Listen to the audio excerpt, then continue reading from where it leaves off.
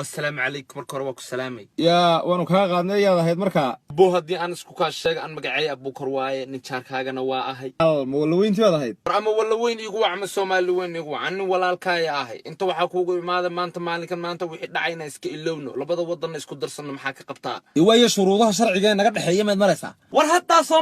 soo mara shuruudaha sharciga sheegaysa maxaa waaye koow waa in Hargeysa caasimada noqotaa laba ciidamadii dawladii dhexe inta dhimatay mooyaan inta nool oo dhan waa inaad maxkamad soo saartaa